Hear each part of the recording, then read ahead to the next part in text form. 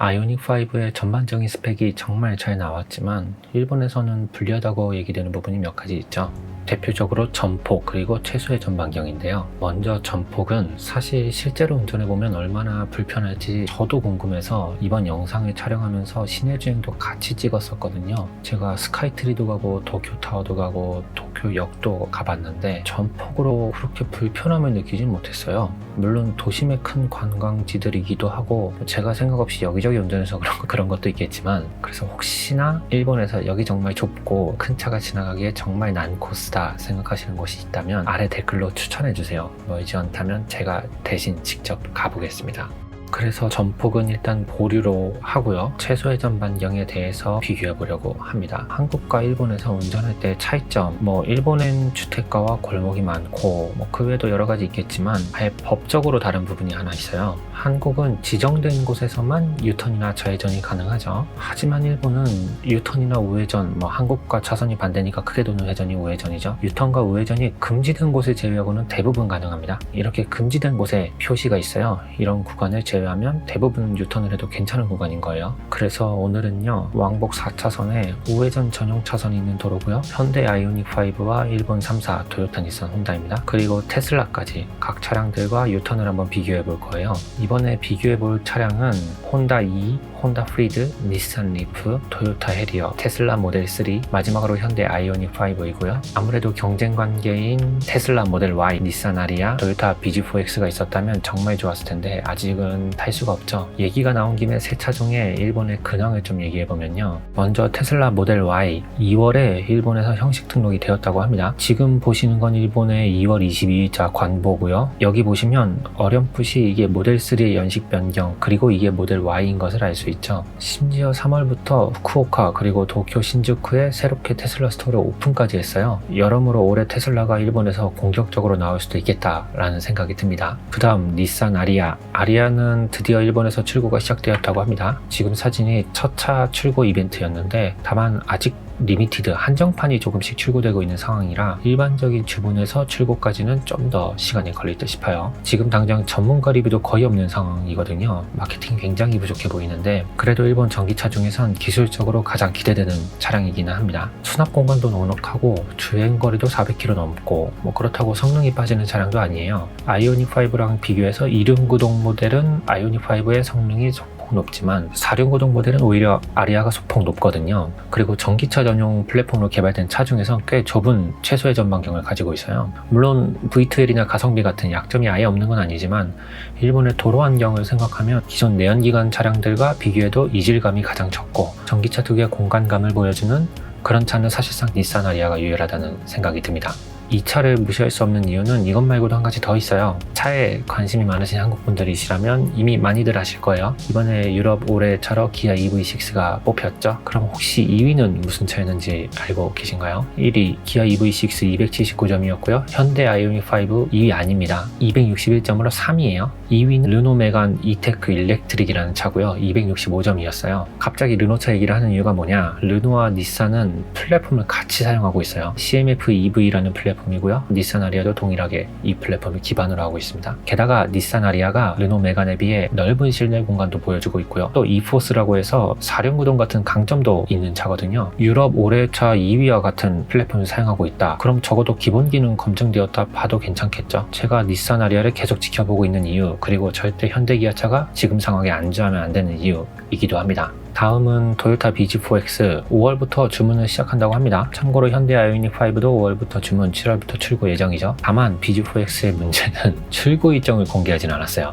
현대랑 크게 차이가 날 것 같진 않은데 적어도 가을 중에는 출고되지 않겠느냐라는 전망이 좀 우세합니다. 총 4,000대를 예정하고 있다고 하고요. 그 이상은 아예 주문조차 받지 않겠다고 합니다. 2월에는 드디어 프레스 시승이 있었어요. 전반적인 주행감은 뛰어났다고 합니다. 토요타 측에서 소음이나 진동은 아직 미완성이라 감안하고 타달라고 했다는데 그럼에도 꽤 나쁘지 않았나 봐요. 물론 일반 도로가 아니라 서킷에서 시승이 이루어졌기 때문에 그래서 괜찮았던 것 아니냐라는 의견도 있기는 합니다. 그리고 특이한 옵션이 하나 있었는데요. 운전석 핸들 아래쪽에 복사열 히터가 들어간다고 하더라고요. 근데 이게 진짜 꽤 좋은가 봐요. 대다수가 이 옵션을 언급하고 있었고 실제로 써보니 정말 따뜻하다고 합니다. 온열 시트가 있고 스티어링 휠 히터가 있고 거기에 복사열 히터까지 정말 온몸이 따뜻해진대요. 다만 시승 기사 중에 EV 스마트라는 곳에서는요, BZ4X라는 차 자체는 물론이고 심지어 토요타 전기차 전략 자체를 부정적으로 평가하고 있었는데요. BZ4X의 상품성, 복사열 히터 말고는 사실상 인상적인 부분이 없었다 라고 평가하고 있고요. 전기차를 한 번도 타지 못한 사람이 전기차 특유의 가속력을 기대하고 이 BZ4X를 탄다면 실망할 수도 있을 것 같다 라고까지 표현하고 있어요. 참고로 토요타 BZ4X는 주행 모드에 스포츠 모드가 아예 없었다고 합니다. 그러면서 보다 좋은 자동차, 이거는 몇 년 전부터 토요타가 더 좋은 자동차 만들기라는 슬로건을 내세우고 있어요. 그러니까 그 더 좋은 자동차 만들기라는 의미가 단순히 기존 형태에서 개선되고 약점을 극복한 정도밖에 할 수 없다면 지금의 토요타는 단순히 전기차를 엔진의 대체라고만 생각하고 있는 게 아닌가 라고 분석을 하고 있고요. 약점을 극복하는 게 아니라 장점을 늘리는 게 전기차 시대에서 더 매력적이다. 20세기의 삶을 계속하는 것이 행복이 아니다. 미래를 개척해야 된다. 자동차 메이커에게 있어서 실내와 내구성만으로는 더 이상 브랜드 이미지를 쌓을 수 없는 시대다 라고 얘기하고 있어요. 살벌하죠. 심지어 이 기사의 클로징을 더 살벌합니다. 토요타가 BZ4X를 판매할 생각이 진심으로 있다면 적어도 일본 전국 5천여 곳 판매점에 급속 충전기를 설치해야 하지 않겠느냐. 인프라 구축을 말하는 거죠. 근데 충전은 협조의 영역과 같은 말을 하는 사장 아래에서 전기차의 이상향을 그릴 수 있을 것인가 라고 얘기하고 있는데요. 이게 또 무슨 말이냐면 과거에 토요타가 전기차 전략 발표를 크게 한 번 했었잖아요. 이 사진으로 유명하죠. 여기서 한 기자가 전국 매장에 충전소 구축 계획이 있는지에 대해서 질문을 했었어요. 그 질문에 마에다 CTO가 구상은 하고 있다. 2025년 목표로 협의 중이다 라고 얘기를 했거든요. 구체적으로 2025년이라 언급하긴 했지만 협상 중이라고 말했으니까 약간 원론적인 답변까지는 아니지만 그래도 조금 자기 방어적인 부분이 있는 답변이죠. 여기까지 말하고 끝났으면 좋았을 텐데 토요타 사장이 굳이 여기에 첨언을 합니다. 충전 설비는 협조의 영역이다.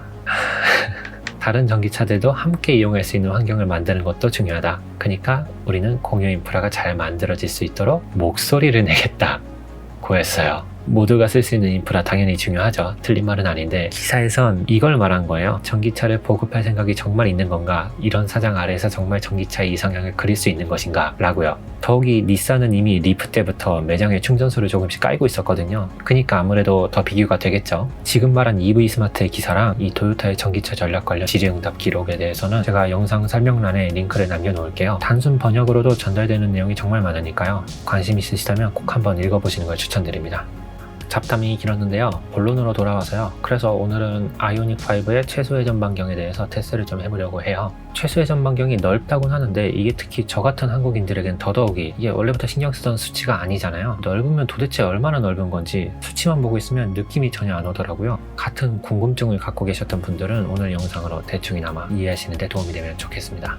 먼저 혼다 E, 제가 정말 좋아하는 전기차인데요. 혼다에 전기차가 있었냐 생각하시는 분들이 계실 수도 있어요. 일본에서는 2020년부터 출시된 전기차고요. 최소 회전 반경은 일본 경차 소형차가 일반적으로 4.4에서 4.6m 정도인데 그보다도 좁은 4.3m입니다. 그러니까 일반적인 차량보다도 최소 회전 반경이 더 좁은 차예요. 1차 시도 역시 깔끔하죠. 한 번에 문제없이 회전이 가능한 걸 볼 수 있습니다. 지금 속도가 조금 붙은 상태에서 돌려도 오히려 여유가 좀 있어요. 혼다 E가 좀 특수한 케이스니까 혼다 차량으로 하나만 더 볼게요. 이 차는 혼다 프리드라는 차량이고요. 일본에서 패밀리카로 꾸준히 팔리고 있는 차종 중 하나입니다. 2021년 일본 판매 대수 69,000대로 승용차 랭킹 10위고요. 제가 캠핑 다닐 때 대부분 이 차를 빌려서 가고 있어요. 이게 외관상 그렇게 커 보이지 않을 수 있는데 이래 보여도 3열 시트가 있는 6, 7인승 차량이에요. 최소 회전 반경은 혼다 E보다 0.9m 넓은 5.2m 입니다. 1차 시도 조금 속도가 있었는데 그대로 돌리면 조금 부족하네요. 일단 한 번에 돌리는 건 실패했는데 2차 시도 한번 보시죠. 2차 시도는 조금 차선 왼쪽으로 붙었다 돌려볼게요.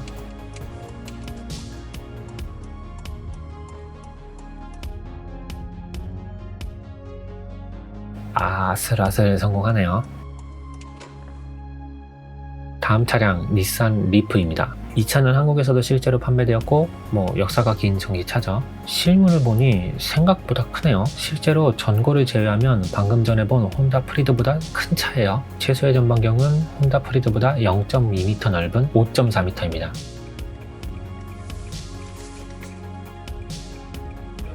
혼다 프리드와 0.2m밖에 차이가 안 나는데 뭔가 체감 차이가 커요. 핸들을 한 90도 정도 더 돌리고 싶어요. 뭔가 회전이 부족한 게 좀 느껴집니다. 아무래도 프리드는 앞에 보닛이 짧잖아요. 그래서 더 그렇게 느껴지는 것 싶기도 하고요. 이번에도 2차 시도는 왼쪽으로 좀 붙었다가 돌아볼게요.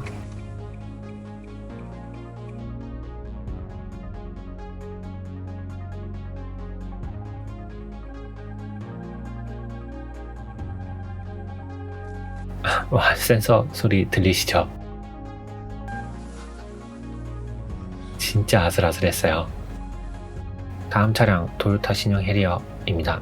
2020년에 풀 체인지된 TNGA 플랫폼 기반의 모델이고요. 이름의 공통점은 없지만 BZ4X가 이 TNGA 플랫폼이죠. 2021년 일본 판매 대수 74,000대로 승용차 랭킹 7위, 일본에서 꽤 팔린 차종 중 하나입니다. 최소의 전방경은 5.5m인데요. 닛산 리프랑 크기 차이가 꽤 큰데 최소의 전방경은 0.1m밖에 차이가 나지 않아요. 1차 시도. 이제 그냥 돌리면 한 번에 안 된다고 봐야죠.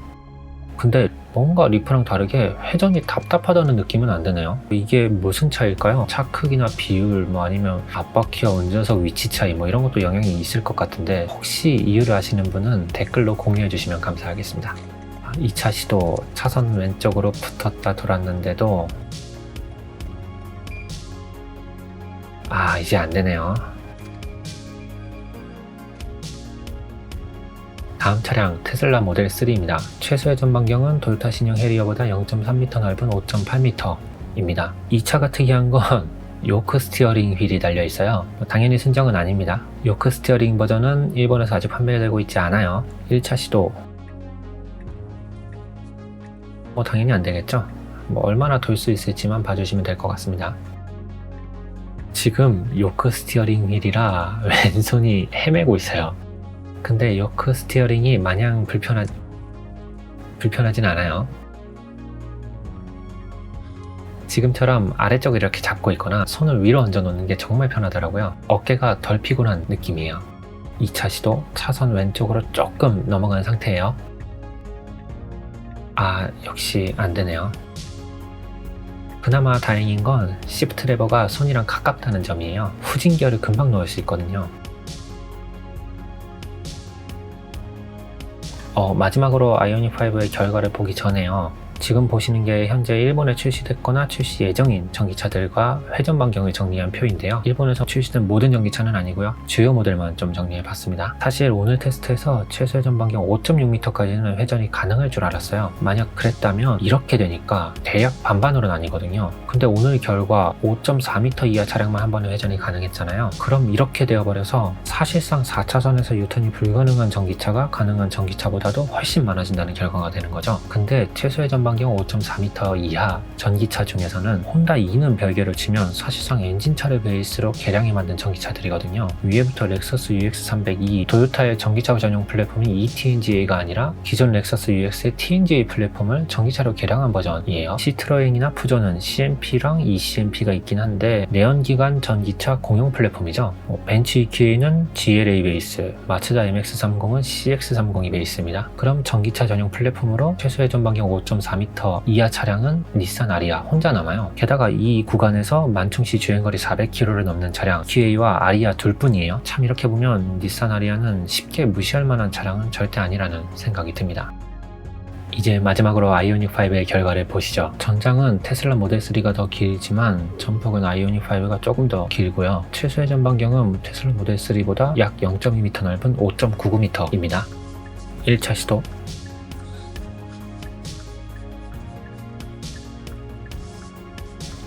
시프트 레버는 좀 적응이 필요할 것 같아요. 2차 시도. 지금 이게 왼쪽으로 좀 붙었다 돈 거예요. 마지막으로 한 번 더, 이번엔 진짜 크게 돌아볼게요. 지금 옆 차선은 확실히 넘어갔고요. 한 30%는 넘어간 것 같아요. 제가 아까 리프가 체감상 90도 정도 회전이 부족한 것 같다고 얘기했었잖아요. 근데 아이오닉5는 핸들을 한 바퀴 더 돌리고 싶어요. 그 정도로 회전이 부족하다는 게 딱 느껴집니다. 그나마 다행인 건 테슬라 모델 3와 동일하게 시프트 레버가 손과 가깝다는 점이에요. 그래서 빠르게 후진이 가능했습니다. 오늘 영상 어떻게 보셨나요? 역시 아이오닉5는 차가 커서 일본에선 잘 안 될 거다 라고 생각하시는 분들도 계실 거고, 거꾸로 최근 전기차들이 최소 회전 반경 대체적으로 넓어졌으니 괜찮은 거 아니냐 라는 반응도 있을 것 같아요. 혹시 이런 게 궁금하다, 혹은 일본 차량이나 일본 도로 환경에서 한번 비교해 줬으면 좋겠다 싶은 내용이 있으면 언제든 댓글로 남겨주세요. 가능한 한 제가 테스트를 해보도록 하겠습니다. 오늘도 끝까지 시청해주셔서 감사하고요. 오늘 영상이 좋으셨다면 좋아요와 구독 부탁드립니다.